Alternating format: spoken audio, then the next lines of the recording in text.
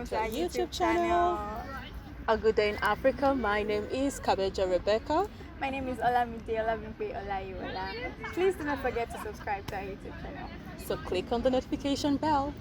So people, today we're going to talk about something also very interesting. And I don't know if you've noticed, if you've been seeing the news and you've been seeing that people have been bringing out statues, and you know there've been news and talks about people going around in different countries, most especially in the United States, bringing out different statues of people. I mean, you would start to wonder why all this? Some people would say it's violence. Yeah. Some people would say, why are we fighting? Some people would say, what is the meaning of all of these things? But then, that is why we have come to talk about what we title colonial symbols today. And I don't know if you've ever challenged or thought about why the street in your country is named after somebody or bears a particular name, or why you have a statue somewhere that you don't like, you know, just somebody like a statue representing something somewhere. Have you ever questioned like buildings, schools, and you know all of these things in your community, why they actually bear the names that they bear, or answer the names that they bear? And I hope that at the end of today's episode, you're going to start to ask questions about everything and you know anything you see in your surroundings, especially in different African countries. Yeah. And just to add on what she say, so if you've been following, you realize that African Americans in the US are pulling down particular statues, not all statues. And one of the statues that has been pulled down is the Columbus statue.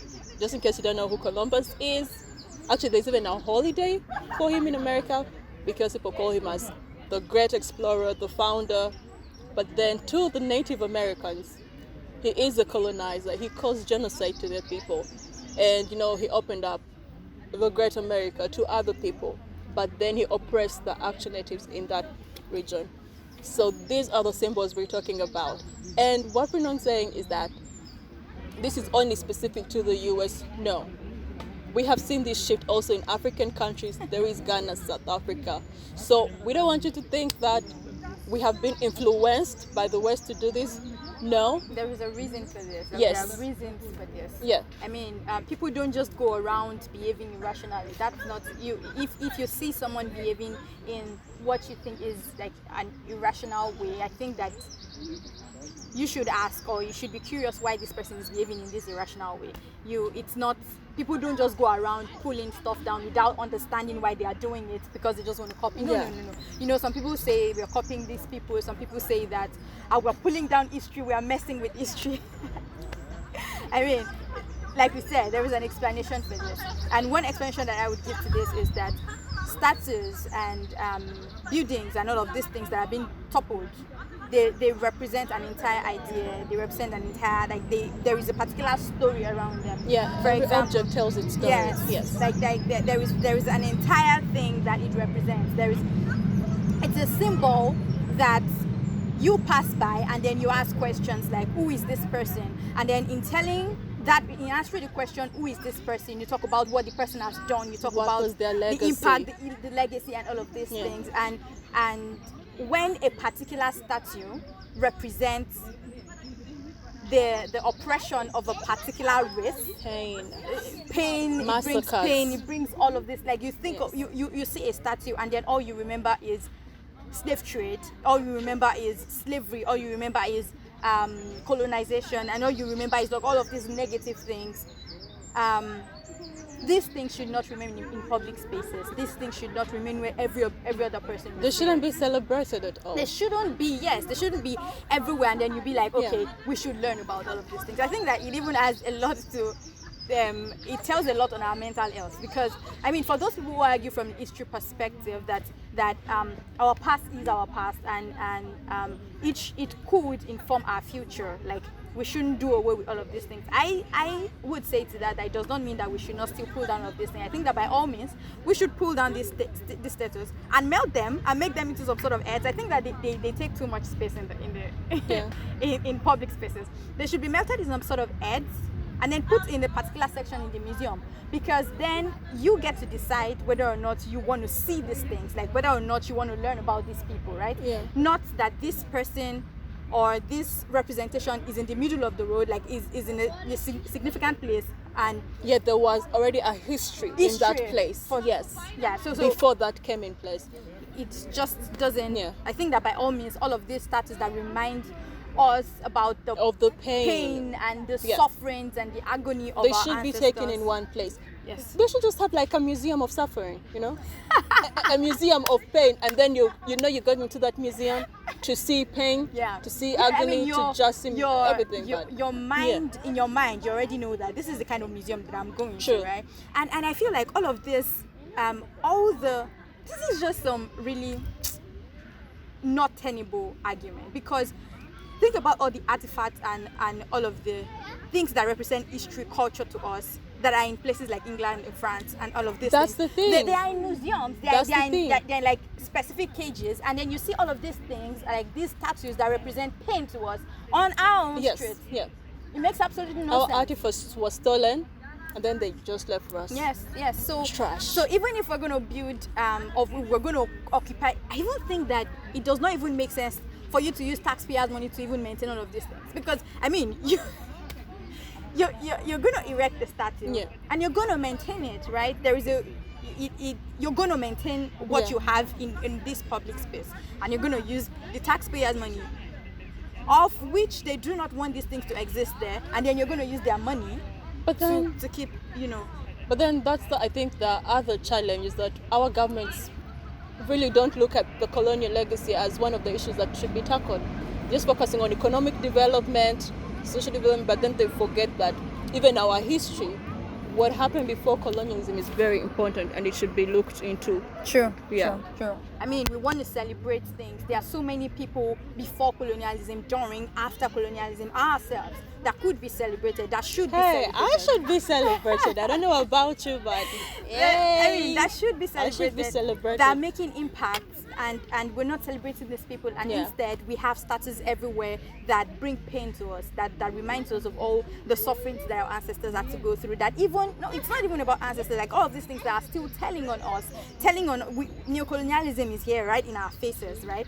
And these things still have effect on us, and then we can't do anything about it but to stare at those things. Of course, by all means, pull them Yeah, down. but you see, this is why I like the current movement that is advocating for the removal of these symbols, because most Africans are not aware of what these names are. yes. They do not know, so you just walk by the street, you go here, you don't really actually, you feel, how can I say, you feel blessed or lucky to even live on this street because it has this name, a name of prestige. That's what it appears to be, because you don't have information of what Who this person person is, what he did, or what exactly. yeah, So what they that stand is the for. gap that is also missing in this thing. And that's very true. That's very true, because I mean, I know some people who would never apply for some scholarships or apply for some fellowships if they know what the person whose name has been, do you understand, like the name of this person, right, the name attached to this particular scholarship or this particular fellowship, if they know the impact of that person, if they know what that person has done. Do you understand what I'm trying to say? Yeah. But most of the time we don't know. We just feel like it's just a random thing, and then we just don't care. Yeah. Until we realize that, okay, yeah, this is not just a random thing. Yeah. This actually represents something that we do not stand for. Yeah. Yeah. I mean, think about it. How many streets do you have in your country with names that you don't even know what they mean? Yeah, just look at the roads example. Yeah. Yeah. Yeah. And that, like you just said, in South Africa, when South Africans actually pulled down the statue of this John Road. I mean, some people still give this history thing, but I mean, how do you talk about history when this person, Rhodes, was the first person who actually brought about this racial segregation thing in South Africa? Yeah, he pushed for the policy. That led to apartheid. I mean, if you've read books about, literatures that bring pain, it's so absurd. I mean, you read about apartheid it's terrifying. and the effect of what he had, like what the toll it took on South Africans, and not even South Africans, like some other African Zimbabwe. countries. Like, yeah, I mean, you think about all of these things, and then you still question people for pulling down such statue. No. When you look at the Zimbabwe example, before Zimbabwe became Zimbabwe, it was called Rhodesia. Yes, Rhodesia. After him, he took his own personal initiative to go conquer another country and call it Rhodesia. An entire country was named after him. That shows how tragic some people are. Yeah, so if such statues are pulled down, if like such we say that we do not want this in our communities, it is like, this is our country, right? Yeah. This is our country. We can say what we want and what we do not want. Yes, if we say that we do not want such statue or such building, we want buildings to be renamed, we want schools to be renamed, we want schools to bear our own names, yes. we want lakes to be renamed. Thank you. We want all of these things to happen. Yes, it is our right. We can actually perfectly, totally say stuff like this. Yeah. You know, the other funny thing about that, the Rhodes guy, was that he donated land to University of Cape Town. Yes. And you're like, donating? Yes. But this was never your land. Yes, who, like you know, have you ever seen a situation People that can crack jokes. there is something that we say in Yoruba,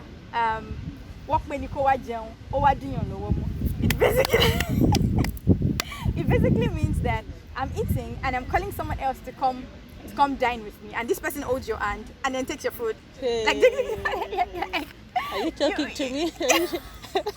By the way, that's Rebecca. If you're not careful, the only reason why she's not going to take all your food is if it has chili in it. That's true. That's true. Yeah, that's true. Yeah. Okay. So basically, you do not own a land, and then you take a land and then you donate it. Hey. It's just outrageous and very funny to me. But yeah, these are some of the things that happen. Things that, you know, of course, are our history. But these things do not have to constantly remind us of our pain. They do not have to be in our faces. They should be removed in public spaces. Public spaces that should celebrate other people. Exactly. You look at the late Mahatma Gandhi. We all look at Mahatma Gandhi as a peace builder man we admire, but we know he was racist. In South Africa, in Ghana, his statues were pulled down because of these issues. But then I'm looking at my country right now, because we just had a petition to rename some of these streets, even the lakes. We have, in Uganda, there is a lake called Lake Victoria. It's the largest freshwater body lake in Africa, and in the world, it's the second. And Kenya, Tanzania all access this lake. But then its original name was Nalubale. What does that mean? It's actually a spirit, a feminine spirit. But definitely, after the explorers came in, they discovered it. And they named it Lake Victoria. And we're like, what do you mean? Are you saying that there were no people who lived next to that lake before you people came in? Wasn't it named or something? But hey, these are stories they don't want to hear. So I think sometimes when they're naming these lakes or streets, sometimes I feel like, were they just gifting the queen or something? But then you keep saying Lake Victoria. We have a park called Queen Elizabeth. This park had its original name. Why should you name it after the queen? Especially when you know the history of, you know, how Britain, UK have been very involved in wiping away the agency of countries, of nations. It's just so shameful. It's dehumanizing. Yeah, it is. Dehumanizing. It is, and we can totally say that we do not want these things to happen again. We do not. We want them. We're down. tired. Yeah. Tired. You know. We could By the way, say that. we don't want you to think that this is us trying to be personal or something, or we're being African. It's too much, or it's cliche, whatever that is. I don't know if I told you, when I was living at Hiddenbergstrasse, I liked the street. I was like, oh, I live on Hiddenbergstrasse. I would say, oh, I live on this street, it's beautiful. But then one of my friends told me, no, Rebecca, stop even saying that name. And I'm like, why? Like, you don't know who Hindenburg is? I'm like, no. He's like, that is the man who appointed Adolf Hitler. He was part of the atrocities that took place. And I was like, oh, hold up, what? I'm like, I'm done. I'm done here. Just sleep in your house. I'm done here. So you have to be cautious of the streets you sleep, but you have to be cautious of the road you walk on. everything. You have to be cautious of everything. I think it's important for us to ask questions. Ask those questions.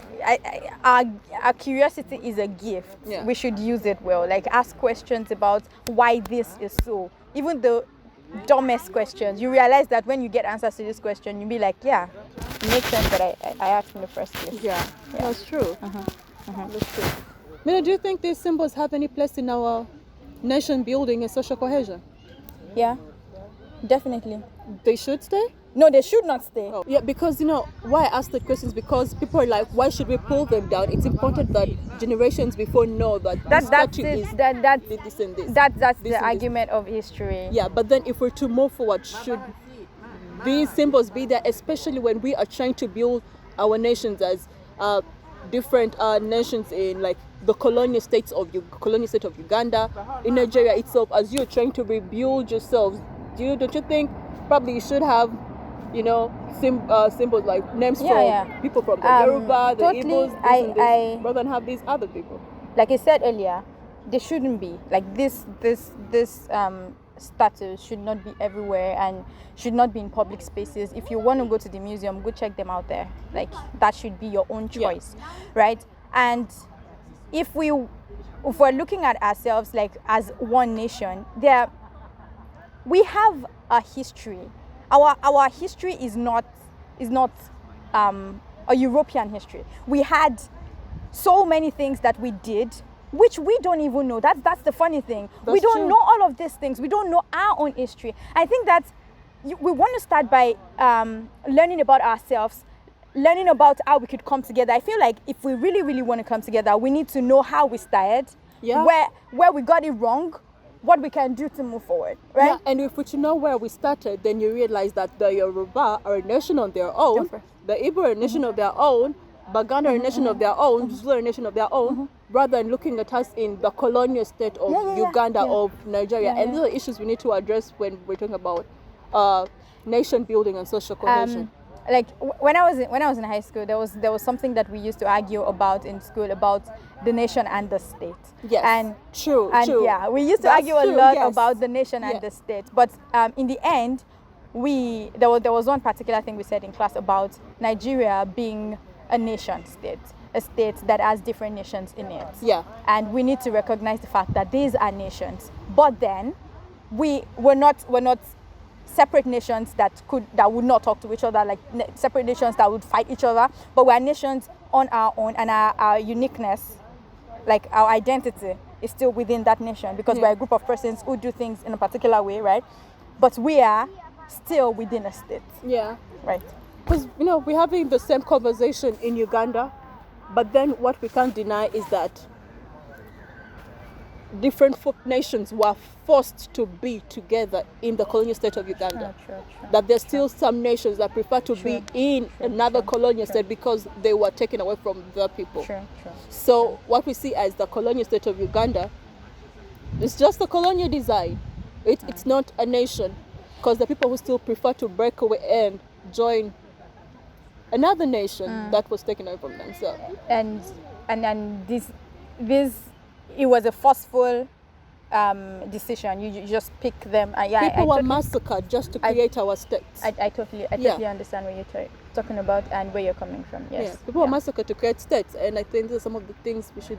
But you see, Mide, as we now try to rename some of these streets, what name should we give them? I feel like we should look back to who we were, who we currently are, like outside of colonialism. Like, think about our identity and our people who have actually done things, people who have fought, who have lost their lives, people who have doctors. Yes, doctors as different people from different fields that have actually stood and they've done everything to make us who we are today. Our own people. These people should be celebrated. Yeah. These people should be known. These people should be talked about. These streets should be named after these people. Buildings should be named after these people, so that you continuously remember these people and their legacy would not just die off. Such that when you belong to a particular school, you know that, yes, the name of my school, for example, my bachelor, where I did my bachelor, is Obafemi Awolowo University. It's the name of a person. So at every point in time, you know that there is a part of you that knows who Obafemi Awolowo is. Like you ask questions, who is this person? You understand from that perspective, right? And it helps us with our history. It helps us nation building wise. It helps us to see ourselves as one, better than just, you know, putting things that would continuously cause us pain. And by the way, what we're not saying is that we're going to replace the colonial names with our natives who collaborated with the colonialists. No, those are equally trash, by the way. Those are equally trash. No, I'm telling you, we're not going to replace these things with our dictators. No. I believe there are names within our society still, that those people within our societies that were never recognized. And we need to put this, you know, you don't have to even to give it a name of a person. Probably there is a plant that is very powerful, that has healed very many people. Yeah. It's unique. Then you name it, you know, a street this. Back home in Uganda, there is this herb, it's called mudalasini. We put it in tea midday. I'm telling you, if you put it in tea, the aroma is just good. But then you just pick it and you put it in. The aroma is so good. Like, you can just name a street, Mudalasini. Yeah? And we said, like, there are these herbs we have in our societies that we can use to name the streets. We don't have to go with names of people, this. There's so many people have their bad side, so we may not even go there sometimes. Yeah. Yeah, true. I totally agree. Yeah. So yeah, and I hope that after watching this video, you're going to ask people about what the name of your street means. You better initiate that discussion like, in your community. Talk about this stuff and learn from people, and talk about, like, youth were very powerful. Like, young people are very powerful. We could be the reason why the names of our streets would actually be changed, right? So initiate this conversation amongst your peers, amongst elderly people, understand things, and I feel this is the beginning of a... What we're saying is stop being comfortable where you're living, start asking questions, become inquisitive, don't just be comfortable. Probably you'll learn something new, and start that petition wherever you are and get those colonial symbols away. Yeah. And please don't forget to subscribe to our YouTube channel. We hope to see you next time. Thank you very much. Bye-bye.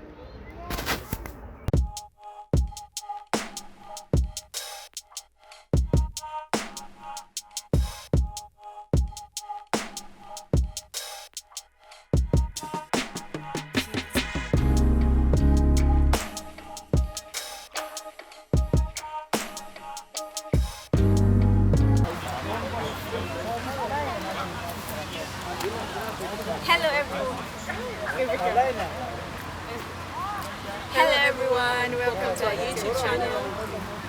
Okay. It's me supposed to be. Yes. That's me.